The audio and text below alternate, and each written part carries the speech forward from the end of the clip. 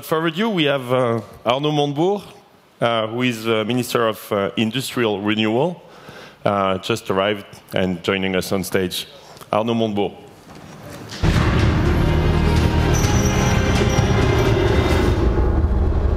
Bienvenue, Monsieur le Ministre. Merci. C'est gentil de passer nous voir. Je vous en prie. Ouais. So we can speak English? Let's try. Awesome. With my words. Well, I'm not used to, but I've been going all over the world with my job, selling France to many people. So I've been to the MIT a few weeks ago. I've seen the president of the MIT, and we discussed about France, innovation, technologies, and what we are doing with the renewal of our industry. So well, thank you for your very dearly invitation. No, it's awesome. We can do it in English, because I know as a minister you have duties not to... Well, we're in France after all, right? So did you have a few things to share with us before we start the conversation? Yes. Well, in fact, what I'm going to do, because I'm very happy to welcome many people coming from all over the world, so in Paris for the web, talking about all our topics. What I can say today, it is what I'm saying to anybody I meet in the world, passionated for technology, innovation, and changing the world through the products, the processes, well, the way of new life that is now being created by all over the world. And there is something that we have done in France, which is quite noticed all over the world. And we've talked with two people. It's an example. It was with the president of the Massachusetts Institute of Technology. He declared, well, that's very fascinating what you are doing in France. We want some cooperation with you. I said, Banco, let's go, come on. So this is what we are doing. And 2 days ago, I was in Hong Kong. I met one of the tycoons of Hong Kong, a very, very famous person, and I've shown this book, which is called The New Face of Industry in France. This is the 34 industrial projects that we have launched with the President of the Republic. They are dealing with many of the questions that you like, digital economy. We have decided to invest 4 billion euros of public money. But those projects are not the government project. They are bottom-up, coming from the entrepreneurs who have taken the wheel and invented what France has to invest in and what France has to do in the future to get innovation for growth. So many of them, and I'd like many people here could have a glance at this book. I will give you one, and if somebody wants, well, well, I think people can read it. Thank you, but you can also do it on the web, of course, on the Ministère du Redressement Productif. Those initiatives are very interesting because many of them are in the field of your preoccupation. Of course, we have renewable energies. Of course, we have electric planes. Of course, we have heavy lift airships. Of course, we have high-speed train. That's very classical. But we have also digital healthcare. We have electric planes? Yes. It's an Airbus project. I'm very happy that you were listening to me. I am. That's awesome. We have, didn't know that. We have cloud computing. Investments are important for France. E-learning, telecom sovereignty, nanoelectronics, connected devices, augmented reality, contactless services, supercomputers, and of course a very important robotic plan. So this is France on the move. Great. Thank you. That's great. So, would you like to move to a conversation? Yes, come on. Yeah, that's why you came here, right? What can I do for you? Well, a lot, I guess. I have an entrepreneur and a venture capitalist who are French, and we also have microphones all around the room because I think that's what you like to do. And so we'd like to have as many questions as we can, and it can be about anything. And I'll be just taking questions. But I'd like to just start by bringing Jeff Clavier and Fabrice Grinda, on stage with me.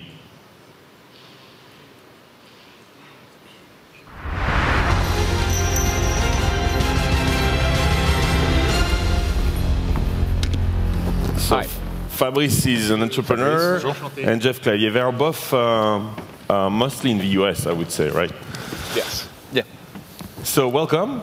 We'll kick off with you, and then we'll move to the room, and we can do reach any topic the minister likes or the room likes.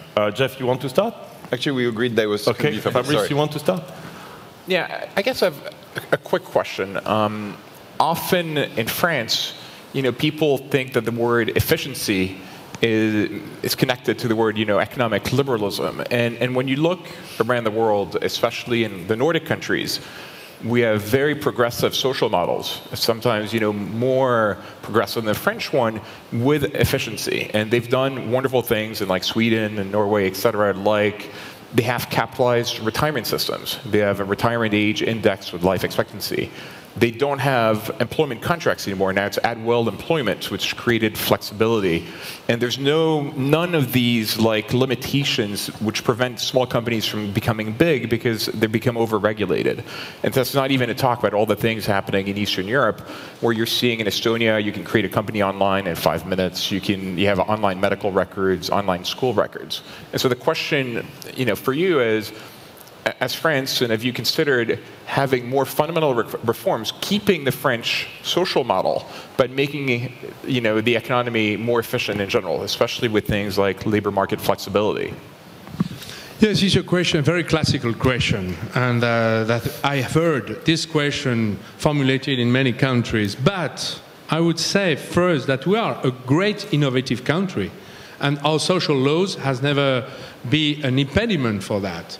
Can I say that Forbes has shown that we have the third most innovative country, Dassault System, before Google in France. It's a French innovative company, very important. It's not incompatible with the social laws in France. It's very interesting that we have 15 venture capital funds finance into 1,000 startups each year with these social laws. There's no problem with that. Can I say that 12 of our large companies rank amongst the top 100 in the world? Well, we have some good ranks in the world for innovation. So the problem, I would say, is the question for startups and startups. What can I do for this category of companies? And our preoccupation is, because people say, well, we want to fire people. Okay, that's right. Thank you very much for the people, but let me say something. If you want to be grow and grow, and well, you don't need to fire. But of course, you can find people in France. I'm quite sorry to say every day we have examples. The problem is, can we help you on flexibility?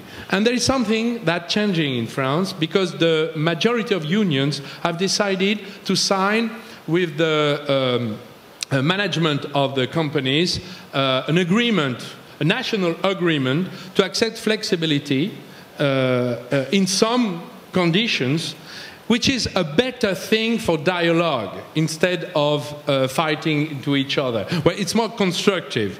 And, well, people know that we need new companies, new ideas, new entrepreneurs, and on the taxes ground, because it's not only the social laws, in fact, which are very complex. I think this is your question. It's much too complex, so we have to find a solution by negotiation with the social partners to find simplicity, to be understandable for anybody.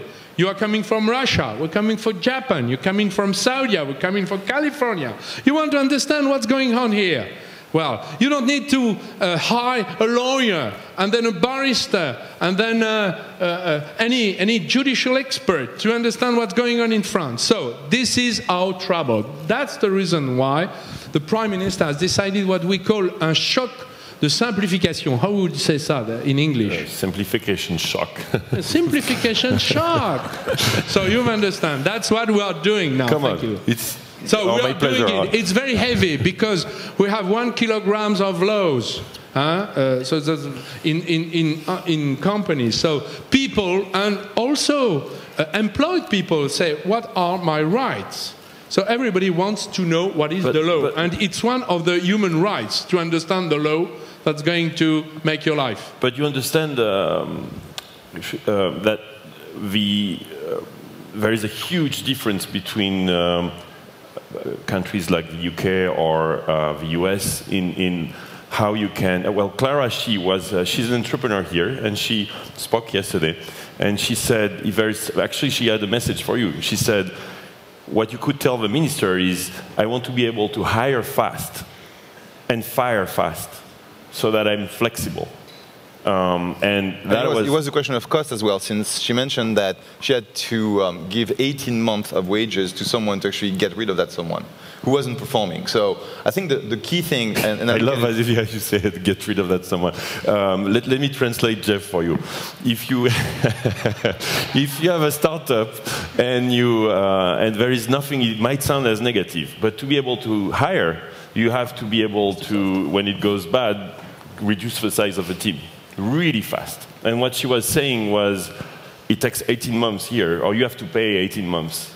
And that's actually, it turns against you, because since you know there is 18 months, you don't hire that fast. While in California, for example, you hire, and you know, and it's a terrible thing to say, but you can stop a contract in like a few days, a few weeks.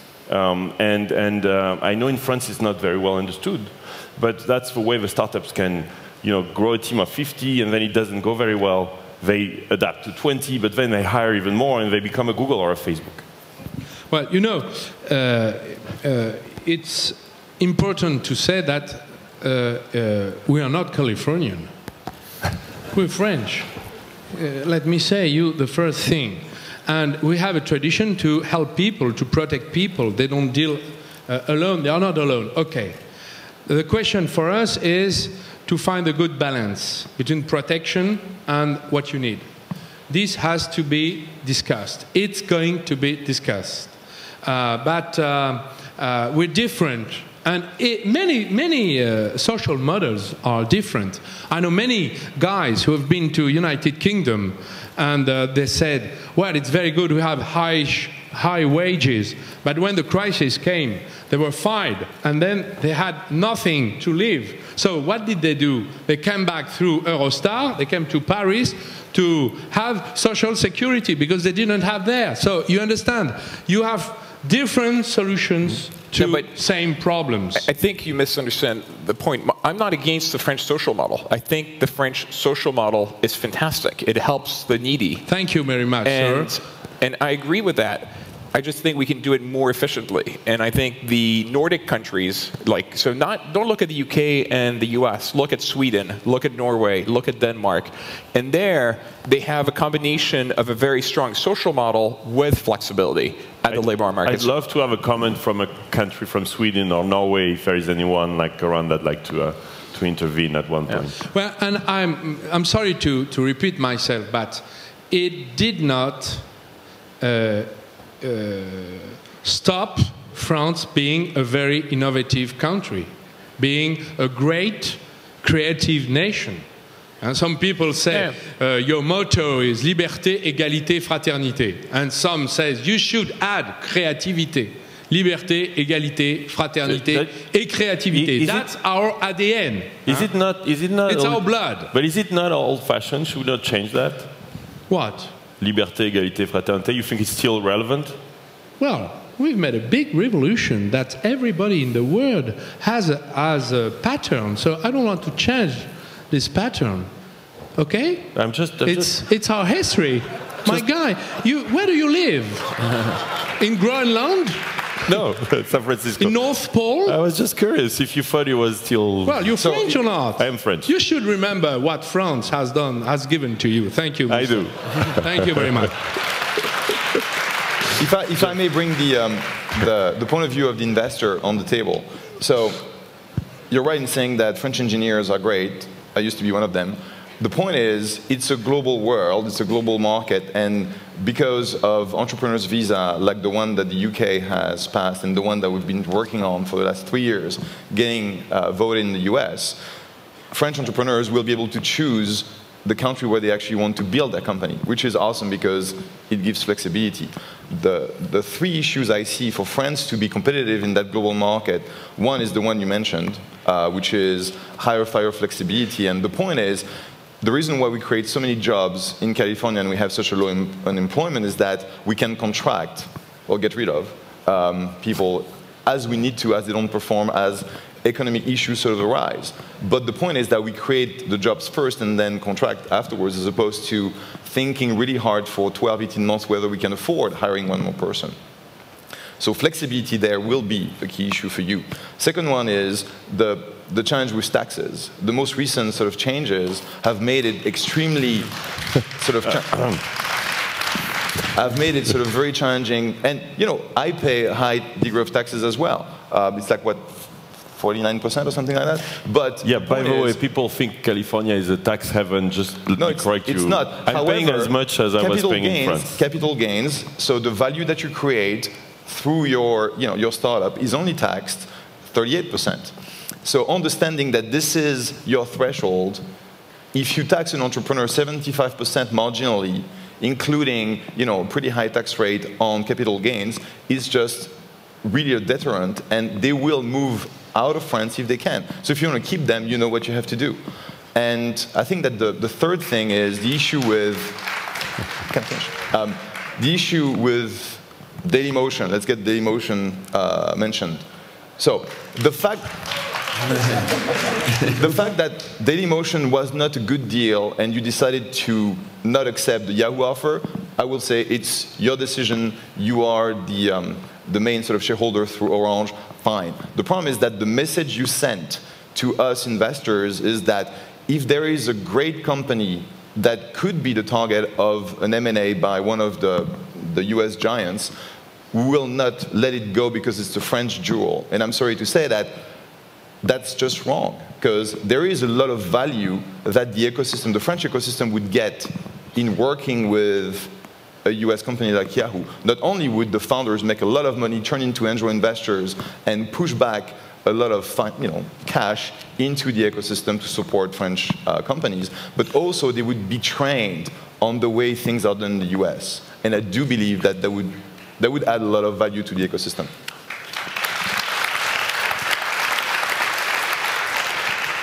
Many questions. The first is about taxes. We have the same system for capital gains than in California. The same final rate for those who are startups, entrepreneurs, young, innovative companies. We have created a special regime, and I want to, with a certain solemnity, say we have the same final rate of taxes on capital gains. It's about 25% in France. In California, it's about 23-4. That's the same for us. So thank you very much to write that. I used to say Serge Gainsbourg. He was always saying, write that, write that. Thank you for the Financial Times, who likes French bashing, to write that, as used to say Serge Gainsbourg. And I'm saying about Dailymotion, I want to tell you something. This is our sovereignty to choose what kind of deal we want to make.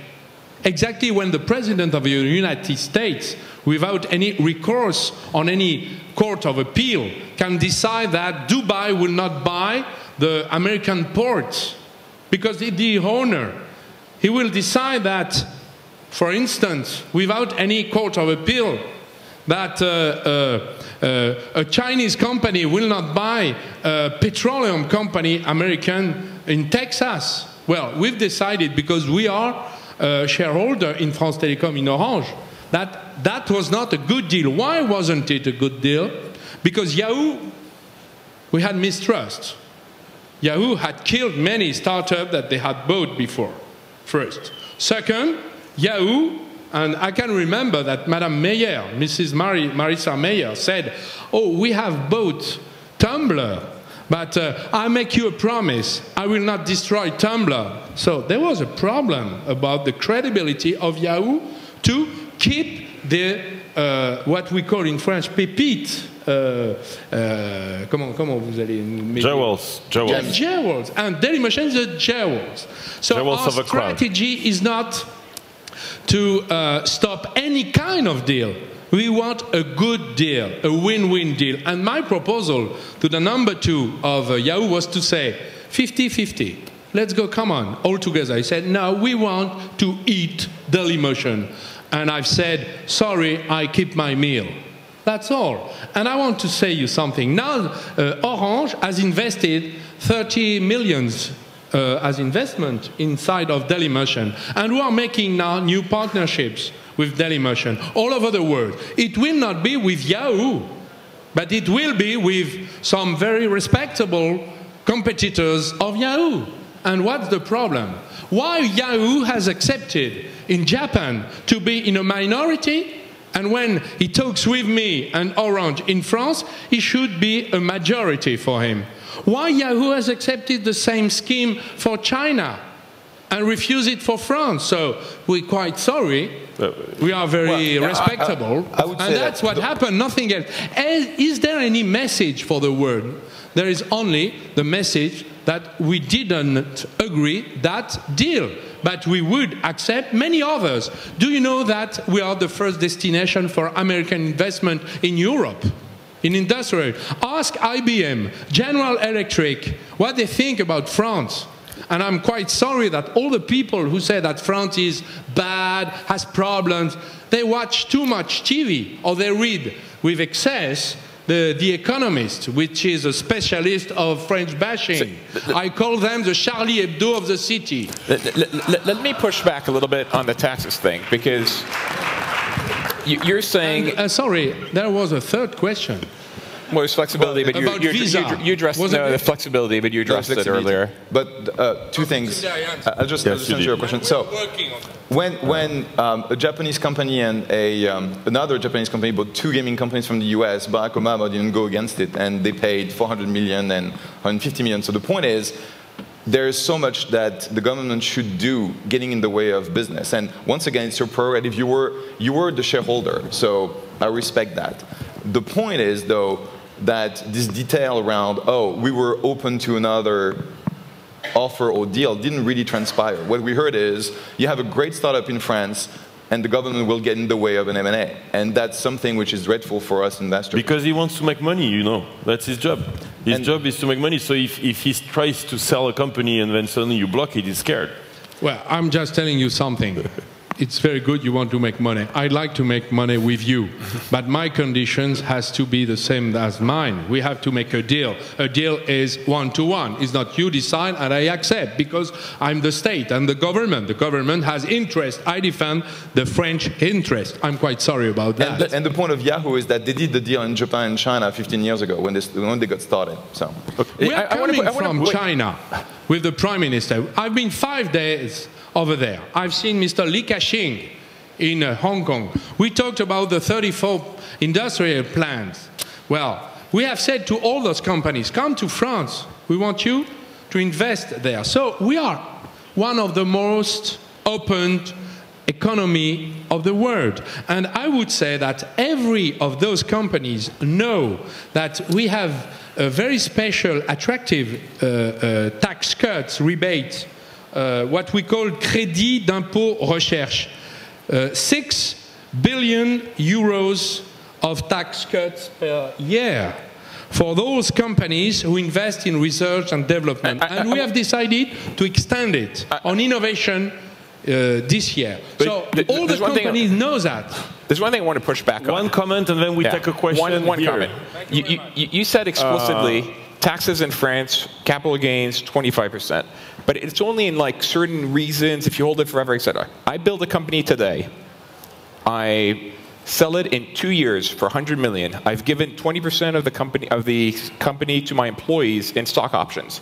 Are you telling me that in 2 years I only pay 25%, and my employees who've received stock options only pay 25% when I sell the company in 2 years for 100 million?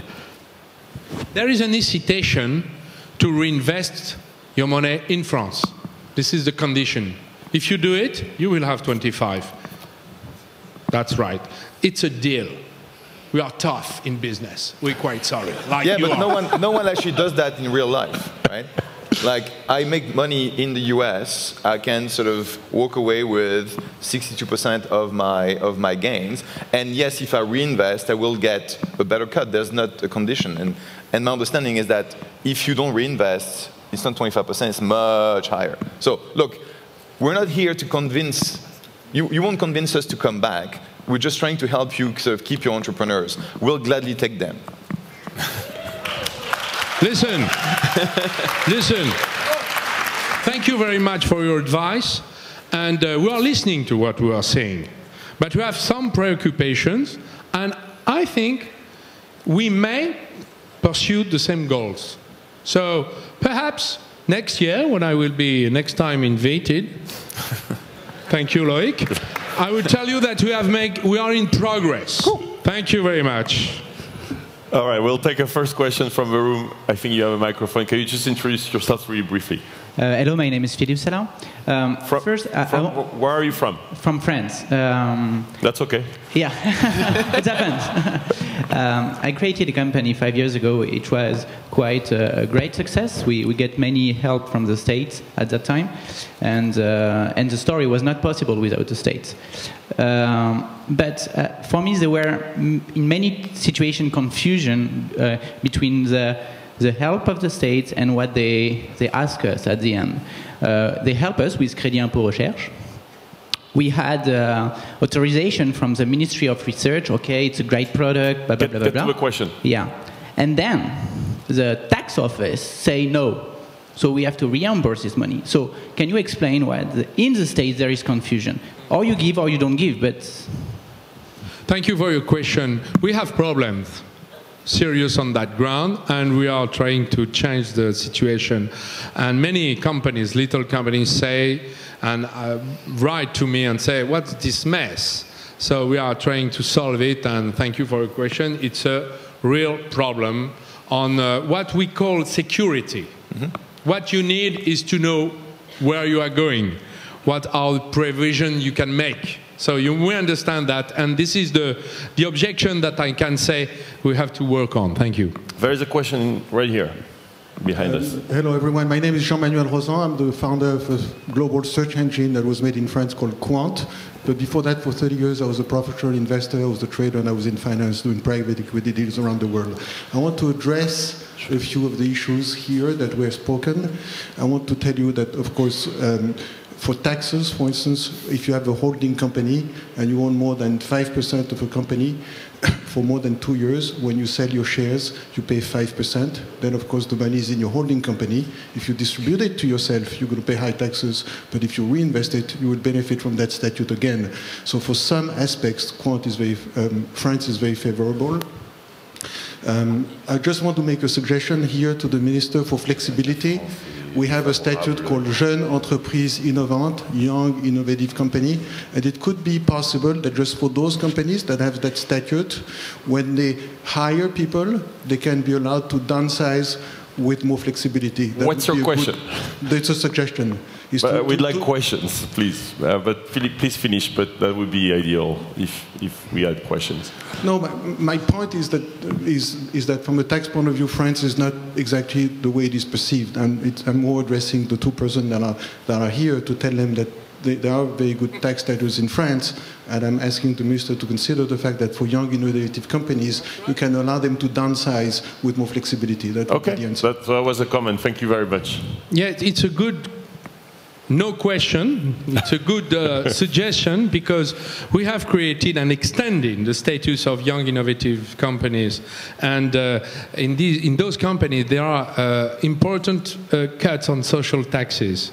And it's quite important. And thank you very much, because I had forgotten to say it.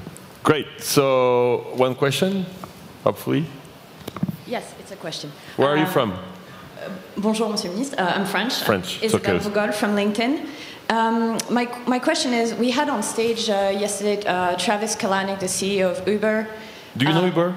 You know Uber? Uber is a service that lets you order, it's like a taxi, you know, a car service that on your iPhone that shows up. Sorry, I was just... No problem. And he was talking about some regulations that are being talked about in France to ask Uber cars to wait 15 minutes before they can pick up a client. It's something that the taxi industry is defending, and a lot of young, innovative companies are complaining that the government is doing more to defend entrenched interests from established industries rather than help innovative companies change what's happening in a market that's not working out. So can you tell us a little bit about why that is and what you're doing to help those innovative companies? Thank you. Well, thank you for your question. Of course, we understand what disruptive innovation can have as effects, and there is a good effect because it's new business, it's new activity, employment, growth. But we have problem with categories, people who cannot accept the change so harshly and with a brutality. So the question is how to make the transition without destroying too much, too many little companies. And in the taxi services, it's independent people working on their own. So it's quite hard for them to change so quickly. It's not a market, right, Mr. Minister? It's not a market. An administrative market. You own how many taxis there are. The number is fixed, right? You cannot increase it. And the price of a license of a taxi is also fixed. So this is all completely government control. It's a market for the price of the licenses, and they may be very high. So if they cannot sell it to a good price, it's a lose for them, and there may be some social effect. Aren't we protecting the past too much? Well, it's an arbitrage that we have to find a good balance. Perhaps this balance is not as good as some of people could expect, but I'm sure that we have to change progressively, slowly, to help people to understand that the world's changing, and also in taxi commercial business. But you realize that this goes against the customer, against your citizens, because the French or the Parisians would like to have their car in 5 minutes. That's right. And so it goes against your own, like, that's your people. You're saying no to your people because of few taxi drivers. That's right, but you have to understand the opposite point of view. So we have to mix the point of views and to make a balance. Perhaps it's not the good one. Perhaps it will change. But we have the same problem with Sunday working. We have the same problem with, well, many grounds. And our choice is to change, to accept the change, but to make it accepted by the people who are against the change. So it's a progressive attitude. So how do you solve this thing then? You don't say first. We do not say it's forbidden. We say, okay, let's go. But this is the mixed, la solution équilibrée, the balanced solution. 15 minutes. Yeah. So you have a car coming. But if you look at it in real, if you have a car coming in front of you and it's an Uber or whatever, just set whatever car it is, and it shows up and you have to wait 10 minutes before you can get in, because it's 15. Like the car is here. And well, I'm sure this case will be solved by the new practices that the old system will accept in the end. But we have said, the government has said, this might change, but let's protect those who do not accept changes, and this protection is limited.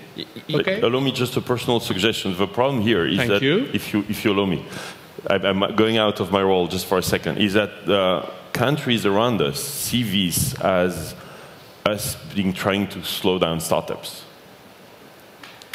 And the startups are, you're hitting or penalizing the startups, this crowd, the entrepreneurs here. They try to, of course, disrupt systems. That's what they do. That's how they grow. And the problem is the image of France becomes, oh, but that's the country where we try to, slow you down just to protect the past. Well, that's not a question of image as well. I understand it's a cultural question. But you have a society who says, well, you are going to kill me. So we have to hear to those people. Are we going to let them die? Well, there is a problem of those people. They have the right to live. Do they have the right to live? Forbidding the new activities. The right, we say no. So we have to find some balances of those conflicts and contradiction. So let me say something more. When startuppers are inventing new products, well, sometimes innovation does not destroy. When it destroys systems, well, we have to go slowly, not so harshly that people come against what we call innovation. This is what we call balance, équilibre, nuance, bref. Yeah, well, Vous comprenez? Excusez-moi, I'm sorry, my English is not very good, but you can understand what I mean. Yes. Yeah. I mean, we are looking for balance. We do not, and we never say, the world is not changing, we don't want to change, we do not accept the innovation. We say, you can make money, you can make innovation, you can invent technologies, but beware, when you destroy companies, we have to be cautious. That's our message. You mean well, but the road to hell is paved with good intentions. Well, I think the point, though, and to be honest, US taxis, cab associations and everything have been complaining to every PUCs in the country against Uber. The point is, the incumbent will always complain about someone attacking their turf. And if you have a progressist policy where you say, look, you won't lose your jobs or your coverage or whatever, you just have to work harder. Because people in startups just work 100 hours a week to actually make their company sort of successful. And by the way, don't try and force them on a 35-hour thing. Existing sort of players will have to adapt and work harder as well. That's what competition is about. And you can't rely on a balanced approach, even though I understand, a balanced approach to sort of hold them back. So once again, it's about making France really startup-friendly, innovation-friendly, from the small end, not the big end, not IBM. You're not trying to convince us that IBM likes France. It's great, they do. It's the issue of where do those guys decide to build their next startup? Next. There is. We like innovation because we finance it, we support it, we help people to find money to do it. But when you attack a sector which is under old regulation, the changing is slower than when you innovate and create something that doesn't destroy any position that people has acquired. So it's quite different. So you can innovate without destroying. And you say, for many and many decades, we have protected the consumer. But France hasn't helped enough the producer. And those people here, ladies and gentlemen, you are producers. Producers of ideas, of initiative, of products, of services. So we help producers. The consumers is not the king of the world, because it's a link between the one and the others. This is what you call balance. Just we need to move on. I'm sorry. No, I want to finish. I don't care. I'm here. So here's the economy that you can create with the existing sort of players in taxi. This is what Uber can generate. So by unleashing something like Uber, you create actually more jobs and more revenues for everyone. I'm just saying that. That's all. Okay.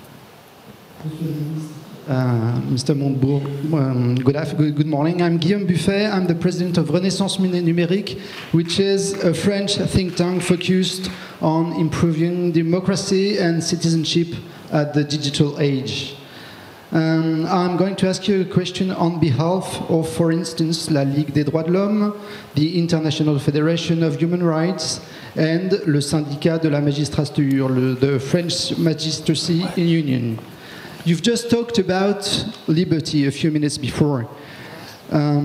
You may have heard about the Article 13 of the military program French law voted 2 days ago in the French Senate. Worst question ever. I know that security issues are key. I know that intelligence is today vital for governments. But how can you explain that tomorrow civil servants, for instance tax or police, will tomorrow be allowed to have access to any, I say any, of my online documents with no control at all from any judge? And please don't tell me that it's not the truth. It is the truth. It will be the truth tomorrow in France. How can you explain that? Thank you. Well, I'm going to try to answer in English, but if the words are missing, feel free to switch French. I know can I do it in French? Do you mind? Because it's very precise. It's a precise answer. I'm sorry about that. Okay. Fabrice, can you translate real quick when the... Sure. Okay. Just after, if you don't mind. Nous avons calqué le système d'interception des données sur Internet sur celui des écoutes téléphoniques. So basically, they've copied the system by which they're going to intercept messages on the online with the way they do it for phone calls. Il y a deux types d'interception de sécurité. Il y a celles qui sont autorisées par un juge et celles qui sont autorisées par une autorité indépendante.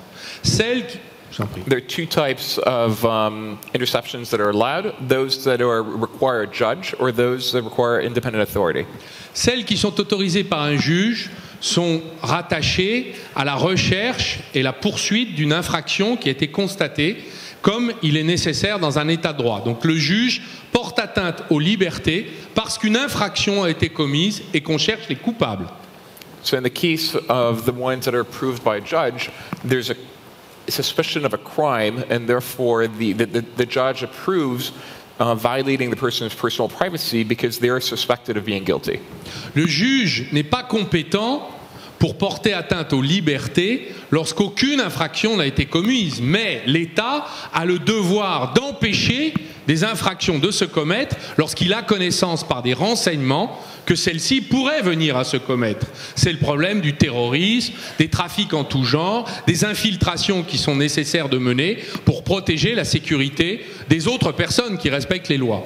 So the judge cannot actually allow an interception of electronic messages in the case where no crime has been committed or is suspected of being committed. And he's pointing out how important it is for this to be available to prevent things like terrorism.